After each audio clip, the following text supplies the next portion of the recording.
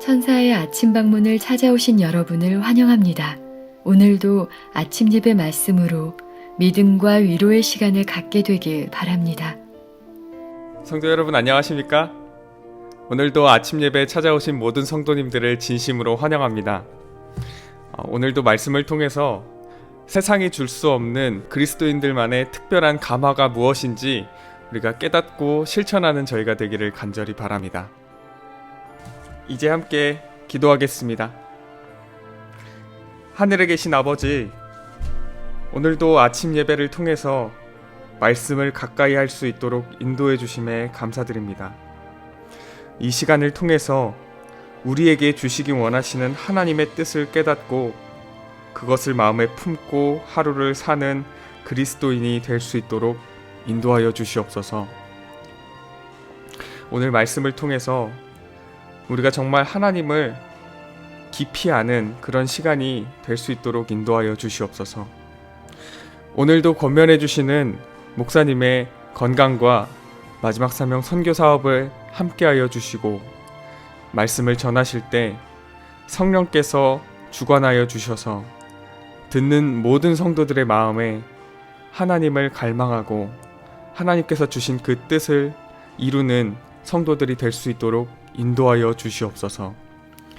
예수님의 이름으로 간절히 기도드립니다. 아멘. 안녕하십니까 성도 여러분. 오늘도 우리는 주께서 주시는 중요한 말씀을 좀 나누려고 합니다. 성도 여러분, 그리스도인에게는 감화력이 있어야 합니다. 소금이 맛을 잃으면 아무 소용이 없는 것처럼 그리스도인에게 세상에 없는 그 독특한 감화력이 있어야 하는 것입니다.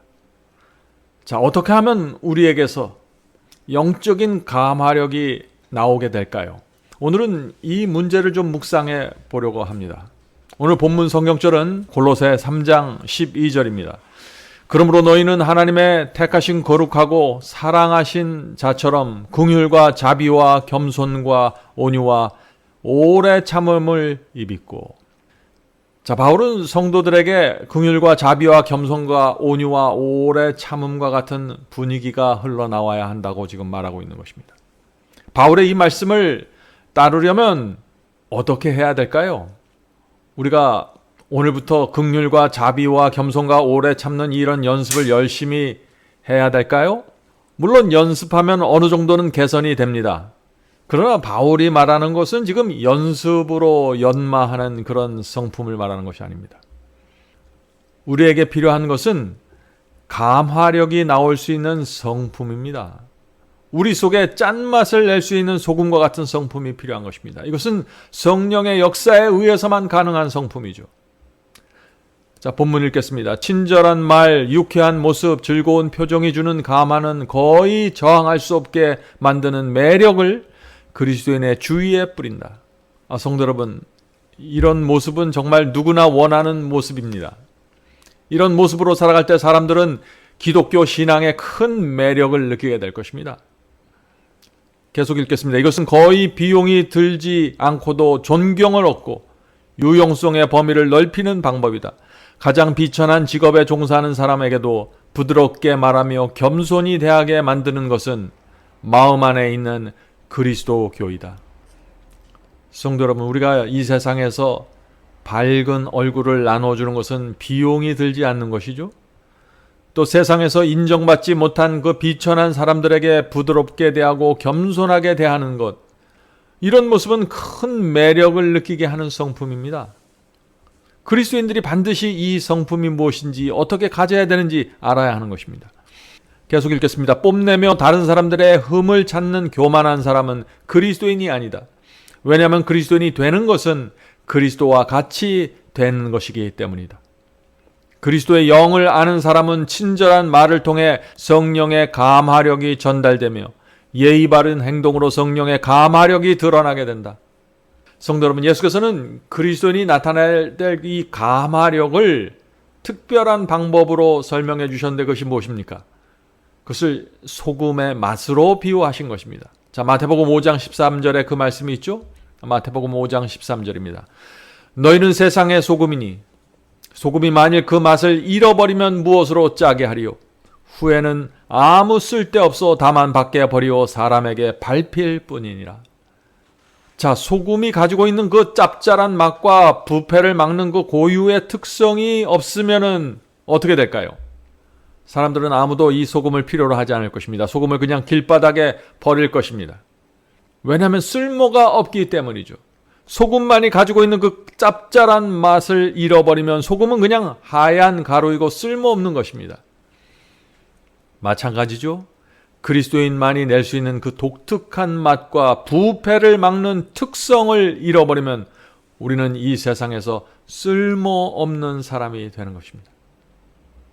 자, 성도 여러분, 그런데 이 그리스도인이 낼 수 있는 이 독특한 맛이 무엇일까요? 이것은 성령께서 우리의 마음을 지배할 때 나타나는 성품을 말하는 것입니다.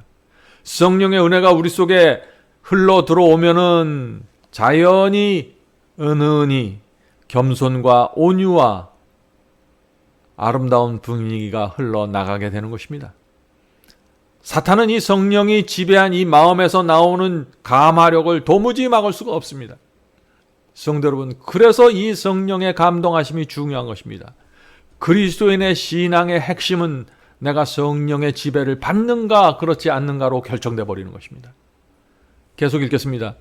구원의 계획은 거칠고 모난 기질은 무엇이든지 부드럽게 하며 까다롭거나 예민한 태도는 무엇이든지 유순하게 한다. 외적인 변화가 내적인 변화를 증명할 것이다. 진리는 거룩하고 세련되게 하는 것이다. 성도 여러분, 하나님께서 우리를 구원하시는 그 계획이 무엇입니까? 우리의 거칠고 모난 기질을 부드럽게 만들어 주시는 것입니다. 까다로운 사람들, 예민한 사람들을 온유하고 마음이 넉넉한 풍요로운 사람들로 변화시켜 주시는 것입니다. 성도 여러분, 진리가 마음의 확신으로 새겨져 있으면은 마음의 변화가 생깁니다. 그리고 그 변화는 곧바로 외적인 변화로 나타나게 되는 것입니다. 어떻게 나타나게 될까요? 인생의 목적이 달라지게 됩니다. 우리의 말하는 습관이 부드러워집니다. 외적인 변화가 나타나는 것입니다. 표정도 달라질 수 있는 것입니다. 온화해지죠. 여유가 생기는 것입니다. 태도와 행동과 취미와 모든 것이 달라지게 되는 것입니다.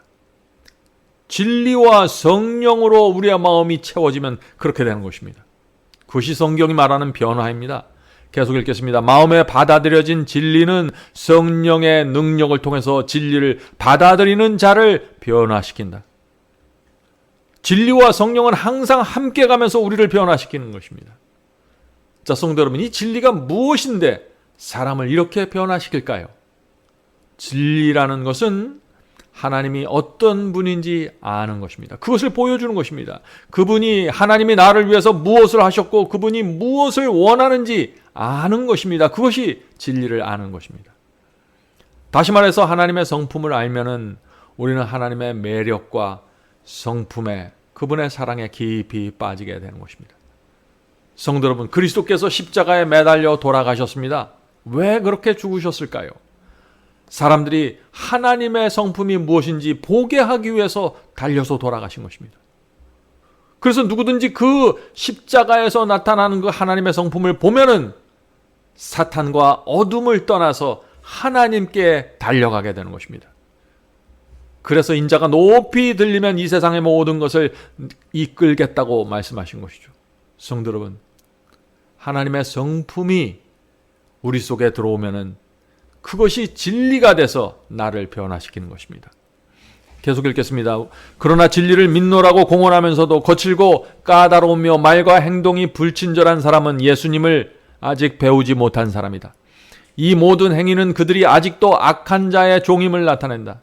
그리스도의 정신을 소유하지 않고는 온유함과 부드러움과 세련된 태도를 나타내지 않고는 아무도 그리스도인이 될 수 없다. 여기 굉장히 심각한 말씀이 나오죠. 계속 읽겠습니다. 상냥하고 친절하고 점잖은 그리스도인들은 하나님과 그분의 진리를 위한 감화를 끼칠 것이다. 다른 방법으로는 할 수 없다. 하늘에서 온 빛이 그들을 통해 다른 사람들의 길에 밝은 광선을 비출 것이다. 성도 여러분, 다른 방법은 없습니다. 진리와 성령의 역사가 우리 속에서 이루어지는 것만이 유일한 길이고 방법입니다. 성도 여러분, 주님을 믿는 이 사람들이 자신에게서 거칠고 까다롭고 예민한 성격들이 나타날 때 참 괴로워하게 됩니다. 왜냐하면 그런 모습으로는 주님께 기쁨을 드릴 수도 없고 하나님께 영광 돌릴 수 없다는 사실을 알기 때문이죠. 성령의 충만함이 내게 부족하다는 사실을 알기 때문입니다. 그래서 우리가 기도할 때마다 성품을 변화시켜 달라고 간구하는 것입니다. 성품을 변화시켜 달라고 간구하는 것은, 다시 말해서 그것은 성령을 초청하는 것입니다. 성령께서 내 속에 들어와서 나를 지배해 달라고 간구하는 것입니다. 예수께서는 하나님께 영광 돌리는 방법에 대해서 분명히 말씀하셨습니다. 자, 그 말씀이 마태복음 5장에 있죠? 마태복음 5장 13절부터 16절입니다. 마태복음 5장 13절부터 16절. 너희는 세상의 소금이니 소금이 만일 그 맛을 잃으면 무엇으로 짜게 하리요? 후에는 아무 쓸데없어 다만 밖에 버리어 사람에게 밟힐 뿐이니라. 너희는 세상의 빛이라. 이같이 너희 빛을 사람 앞에 비추게 하여 저희로 너희 착한 행실을 보고 하늘에 계신 너희 아버지께 영광을 돌리게 하라. 성도 여러분, 예수께서 왜 우리에게 소금이 되라고 하셨습니까? 소금이 되어야만 착한 행실이 나오고 하나님께 영광을 돌릴 수 있기 때문입니다. 우리 스스로 소금이 될 수 없습니다. 하나님께서 우리를 소금의 특징을 갖고 있는 사람으로 변화시켜 주셔야 하는 것입니다. 자, 소금에는 두 가지 특징이 있죠. 첫 번째 특징은 짠맛입니다. 아무리 좋은 재료를 요리를 해도 소금이 들어가지 않으면 소용이 없죠. 소금이 들어가야만 짠맛이 나면서 그 음식의 맛이 살아나는 것입니다. 우리 그리스도인들도 마찬가지입니다. 이 소금의 특성이 소금 같은 성품이 우리 속에 새겨져야만 그리스도인의 맛을 낼 수 있다는 것입니다. 예수께서 우리에게 소금이 되라고 하신 것은 우리도 분명한 맛을 내는 그리스도인이 되어야 한다는 뜻입니다. 성도 여러분, 분명한 맛을 내야 합니다. 사람들이 그래야 우리가 믿는 신앙에 대해서 매력을 느낄 수 있게 되는 것입니다. 자, 소금의 두 번째 특징이 무엇입니까? 그것은 부패를 막는 것이죠. 소금이 들어가면 썩지 않고 오래 저장할 수 있는 것입니다. 성도 여러분, 이것이 우리가 소금의 특징을 받아들여야 하는 중요한 이유입니다. 우리 속에 죄와 부패를 막는 성질이 있어야 하는 것입니다. 만약 소금이 짜지도 않고 부패를 막지도 못하면 어떻게 될까요? 그건 아무리 하얀 가루일지라도 아무 소용이 없는 것입니다. 우리 그리스도인도 마찬가지입니다. 아무리 교회 오래 다니고 성경을 여러 번 읽었다고 할지라도 내 속에 소금의 맛이 없고 소금의 성질이 없으면 아무것도 아닙니다. 우리는 주님께 나가 소금의 맛을 달라고, 소금의 그 부패를 막는 성질을 달라고 간구해야 하는 것입니다. 가끔 사람들과 만나서 이야기를 하면 어떤 분들에게는 전혀 소금의 짠맛이 느껴지지 않습니다. 교회를 다닌 지 굉장히 오래된 분인데 소금의 맛이 느껴지지 않아요. 그리스도인이 가지고 있어야 될 그 독특한 맛이, 특별함이 느껴지지 않는 것입니다. 왜 이런 문제가 생길까요? 성도 여러분, 우리가 어떻게 하면 이 짠맛을 내는 이 소금을 받을 수 있을까요? 우리의 죄된 육체 속에는, 본성 속에는 이 짠맛을 내고 부패를 방지하는 이 소금의 특징이 없습니다. 소금은 반드시 외부로부터 들어와야 되는 것입니다. 성령께서 우리 속에 넣어 주셔야 하는 것입니다.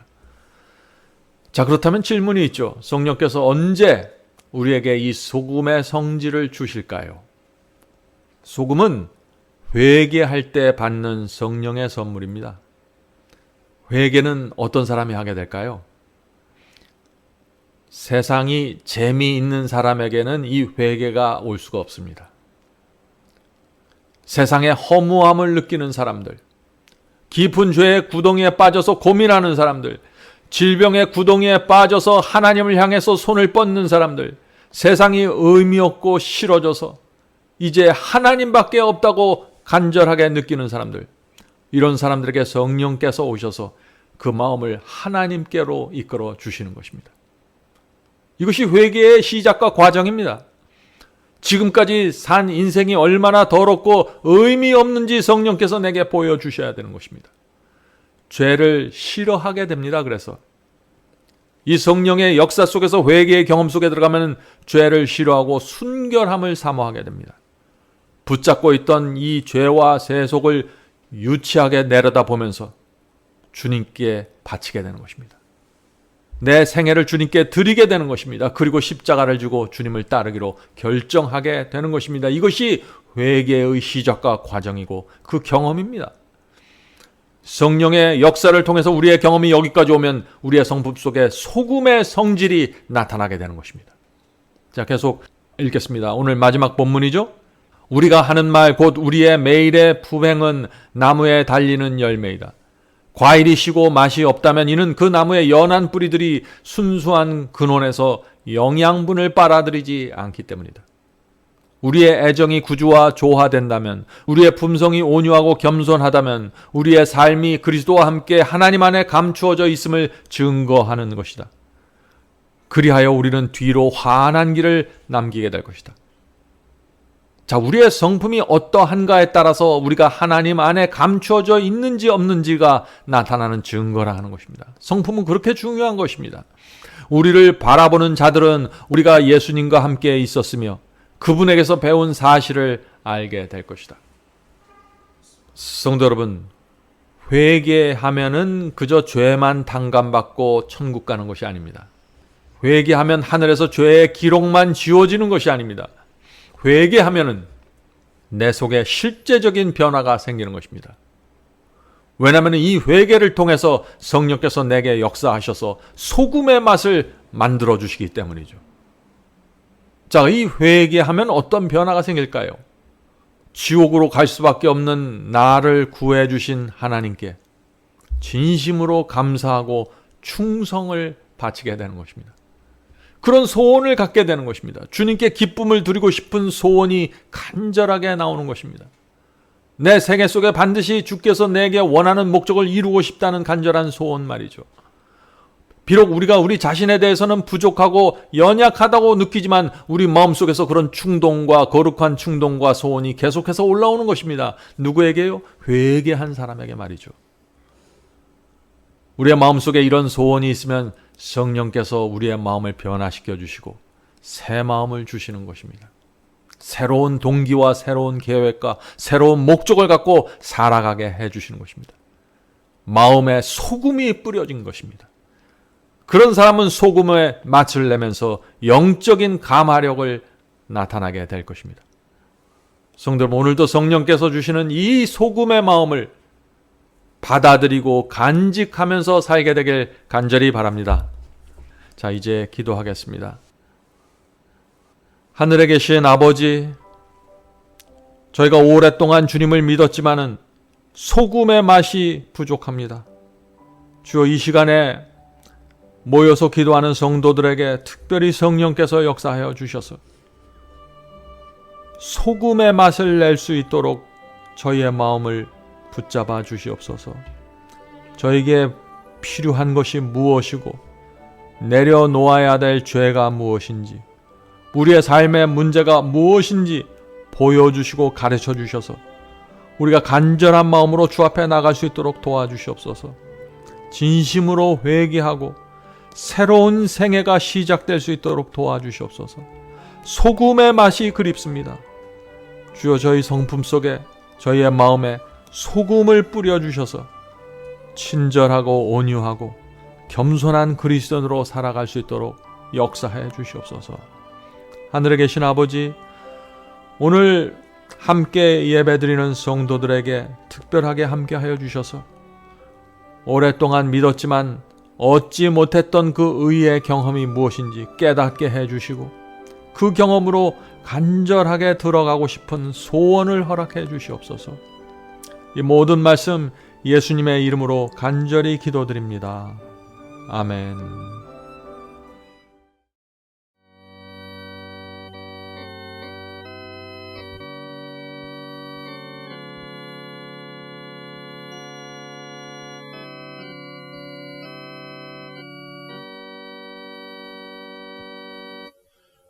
나의 죄를 대신하여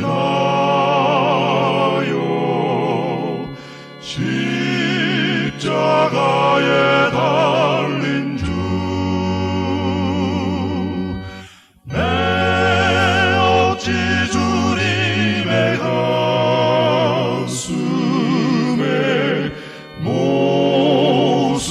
모질 수 있을까?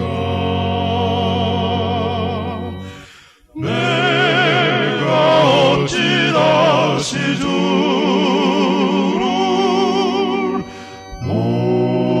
못질할 수 있을까? 한 번만 더 부족하여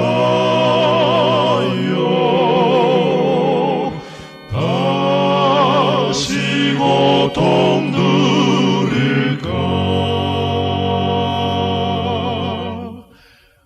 나를 심히 사랑하사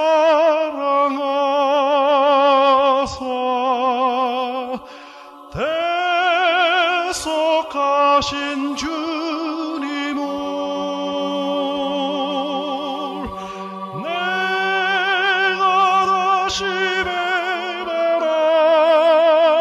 배반하여 주를 실망시킬까? 내가 어찌 다시 주를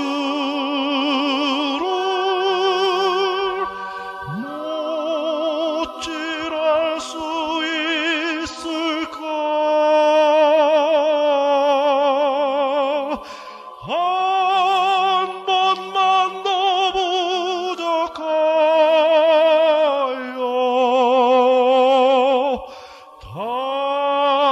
다시 고통 누릴까? 내가 어찌 다시 주를